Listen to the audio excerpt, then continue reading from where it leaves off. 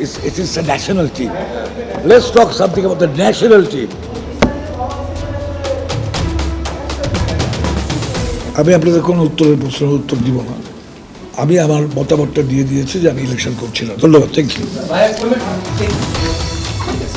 এভাবেই গেল ১৬ বছরেরও বেশি সময় ধরে সকল প্রকার জবাবদিহিতাকে এড়িয়ে গেছেন কাজী সালাউদ্দিন। শেষ সংবাদ সম্মেলনেও তাই করলেন।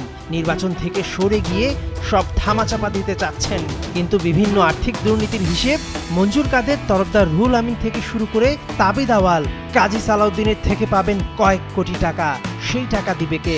এমন কি কোনো ঘটনা আছে যে বাফুফে থেকে আপনি টাকা পাবেন? বাংলাদেশ সুপার লিগ করার জন্য, তো এইটা করার জন্য ফুটবল ফেডারেশন আমরা একটা চুক্তিও করেছিলাম, 50 লাখ টাকা অ্যাডভান্সও দিয়েছিলাম। এইটা তো কোনো রিফান্ড নাই, কোনো কিছু নাই।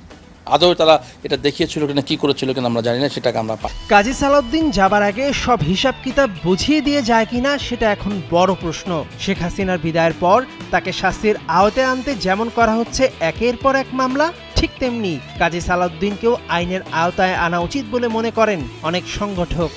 আমাদের আমলে কি আমরা যেগুলো করছিলাম, আজকে পায়োনিয়ার লিগ থেকে শুরু করে আজকে আন্ডার 16, আন্ডার 18 করে আমাদের ন্যাশনাল ফুটবল, আজকে যে ভুটান যাদেরকে আমরা 12 গোল 13 গোল দিতাম, যে নেপাল যাদেরকে আমরা 6-7 গোল দিতাম, আজকে কি অবস্থা? আজকে বাংলাদেশ সেখানে যে উল্টা এত গোল খায় ফিরে আসে। তো এটাই তো হলো আজকে ফুটবল। আজকে ফুটবলের দিকে তাদের খেয়াল নাই, তাদের হলো বাজেট, তাদের হলো টাকা, এবং সেগুলো কীভাবে তারা মারতে পারে। এটা একটা মাফিয়াদের চক্র হয়ে গেছে। কাজেই মাফিয়াদের হাত থেকে আজকে ক্রীড়াঙ্গনকে বাঁচাতে হবে। ক্রীড়াঙ্গনকে বাঁচাতে হলে সত্যিকার অর্থে যাদের স্পোর্টস ব্যাকগ্রাউন্ড আছে, যে সমস্ত কর্মকর্তা, যে সমস্ত সাবেক খেলোয়াড়, তাদেরকে নিয়েই, এবং উৎসাহী যারা আছে, যে সমস্ত ক্রীড়া সংগঠক, তাদেরকে এনে আজকে বিভিন্ন ক্রীড়া ফেডারেশনগুলোকে সংগঠিত করে অনতিবিলম্বে, আর দেরি না করে, কারণ তারা যতদিন থাকবে তারা আরও ধ্বংস করবে, কারণ তাদের মোটিভ হলো রাজনৈতিক। সারা দেশে ফুটবল উন্নয়নে 2019-20 অর্থ বছরে বাফুফেকে 20 কোটি টাকা বরাদ্দ দিয়েছিল অর্থ মন্ত্রণালয়। সেখান থেকে 10 কোটি টাকার কোনো হিসেব দিতে পারেনি বাফুফে। 2016 সালে সিলেট বিকেএসপিতে ক্যাম্প করা বাবদ 2.5 কোটিরও বেশি টাকা উধাও। ফিফা ফরওয়ার্ড ফান্ডের কোটি কোটি টাকার খরচেরও নেই কোনো প্রমাণ।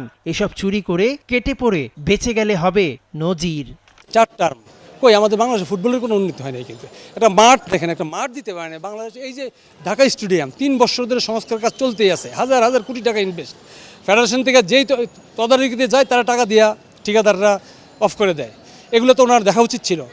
ফিফার যে এই যে লাস্ট যে অর্থনৈতিক যে দুর্নীতি, এই দুর্নীতির ব্যাপারে যে স্যাংশন আসলো, সোহাগের 2 বছরে সাসপেন্ড করলো, সালাম ভাইরে ফাইন করলো, এটা তো জীবন ইতিহাস হয় না ফুটবলের ইতিহাসে। ফুটবলের এত কলঙ্ক, তারপর এত কলঙ্কর বোঝা নিয়ে উনি তো সভাপতি, সব দায় দায়িত্ব কিন্তু ওনার হবে।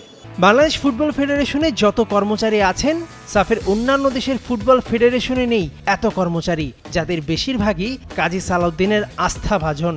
সালাউদ্দিন চলে গেলেও তাদের দিয়ে কতটা সুপথে চলবে দেশের ফুটবল, সেই প্রশ্ন থেকেই যায়। মেহেদী নাইম, 71।